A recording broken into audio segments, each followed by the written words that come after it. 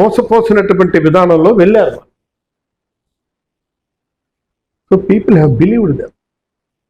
ఆంధ్రలో కూడా అదే సిచ్యువేషన్. ఆంధ్రలో కూడా అదే సిచ్యువేషన్. అదే ఎక్కడైనా సరే అదే. ఎక్కడైనా సరే కాకపోతే మొత్తం అంత స్వీప్ ఎలా చేస్తుంది. ఇక్కడ కూడా అదే. కానీ మీరు ఏమనుకోవద్దు సార్, చాలా నిందలు మోసారు. నేను గతంలో ఒక 2 సంవత్సరాల క్రితం శ్రీకాకుళం నుంచి బయలుదేరి అహ్మదాబాద్ వచ్చేటప్పటికి ఒక 9కి బయలుదేరితే 10కి 10:15కి ఇలా వచ్చేవాడిని. అంత జర్నీ పెట్టేది. ఈ రోజు ఉదయం నేను శ్రీకాకుళం అవుట్స్కట్స్కి నా కారులో 10 గంటలకు వచ్చాను. 10:10కి మీ ఇంటి దగ్గర ఉన్నాను. కరెక్ట్. ఆ రోడ్డు వల్ల మీరు ఎన్ని నిందలు మోసారో మీకు అది ఓకే తెలుసు. బట్ ఆ రోడ్డుకి మేము చేసామని చెప్తున్నటువంటి వాళ్ళకి సమాధానం చెప్తున్నాను నేను. అర్థమైందా? ఈరోజు అందరూ వేస్తారు రోడ్లు, కానీ ఆ రోజు పాడైపోయినటువంటి స్టేజ్ నుంచి ప్రారంభిస్తే ఫస్ట్ రోడ్డు వైడనింగ్ కావాల్సినటువంటిది, ఆ ఎలక్ట్రిఫికేషన్ పాతది తీసి కొంత దూరంలో పెట్టి ఫిక్స్ చేసి అంతా ఓకే అయిన తర్వాత ఈ విధంగా చేశాం. తర్వాత కల్వర్ట్స్ వైడనింగ్ చేశాం. రోడ్లు అప్పట్లో చాలా వరకు వేశాం. ఆంధ్రాల వలసకి సంబంధించి concern we did complete our roads. ఇవాళ మిగిలినటువంటి దాని కొంత భాగం ఉంది. అప్పటికే ఉంది చాలా వరకు. నేను కాదంటాం లేదు. ఆ రోడ్లు వేశాం, ఇంకా రోడ్లు ఉన్నాయి. మీరు ఎలక్ట్రిఫికేషన్ ఎంత కష్టమో అవి తీసి ఇంకొక దగ్గర వేయటంలో, కల్వర్ట్స్ను కొట్టి కొత్త కల్వర్ట్స్ను నిర్మించటంలో అది ఎంత కష్టమో ఆ కన్సర్న్ డిపార్ట్మెంట్ అడగండి.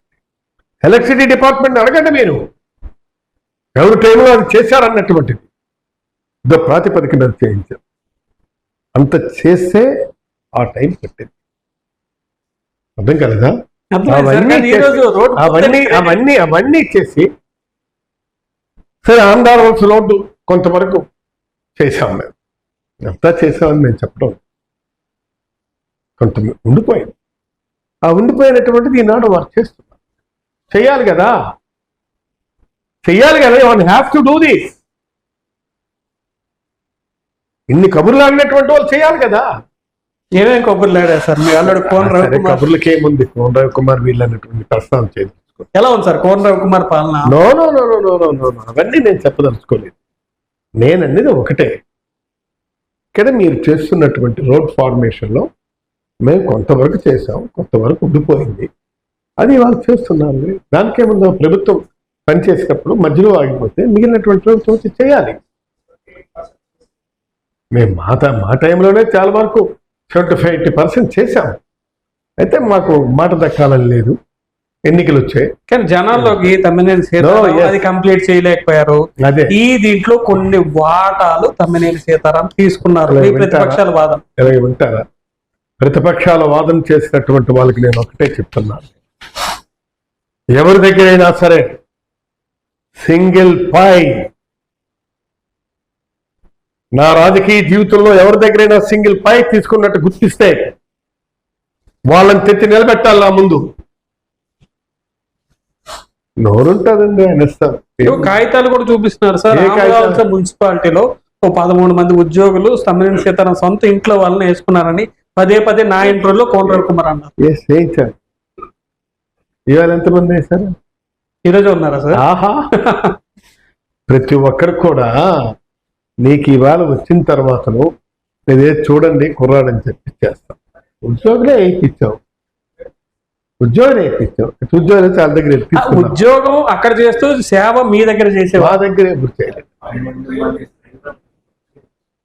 మేము చాలా పొరపాటు. మాకు వచ్చినటువంటి దాంట్లో డ్రైవర్స్ కొంతమందిని ఆ ప్రావిజన్ ఉంది కనుక ఇవాళ మరి వాళ్ళు ఎంతమంది వేసుకున్నారో కూడా చెప్పాలి కదా. ఈరోజు వేసుకున్నారు సార్? వేసుకున్నారా? బ్రహ్మాండంగా వేసుకున్నారు. డ్రైవర్స్ వాళ్ళు వేసుకున్నారు, వాళ్ళు ఉద్యోగాలు వేసుకున్నారు. దీన్ని ఏమంటారు? అది కాదండి. ఇవన్నీ సహజం. సార్ నేను అన్నది ఈ ఆరోపణ నాకు ఇచ్చే దాంట్లో ఈ రోడ్డు విషయంలో ఎవరైనా సరే ఒక నయా పైసా నాకు ఇస్తుంటే వచ్చి చెప్పమనండి. మాట్లాంటారండి, అనడానికి ఏముంది? పని కాకపోతే బాధపడినటువంటి వాడు అంట. నాకే బాధేసింది. 5-6 చచ్చిపోయినారు అవును యాక్సిడెంట్లో.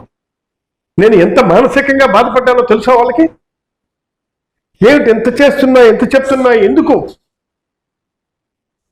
వీళ్ళు డబ్బులు ఇచ్చి దీన్ని టేకప్ చేయట్లేదు అన్నటువంటి ఆలోచన. అఫ్ కోర్స్ మేము చేయలేకపోయినాం. మేము ఏదైనా కానీ రోడ్డు చేయలేకపోయినాం.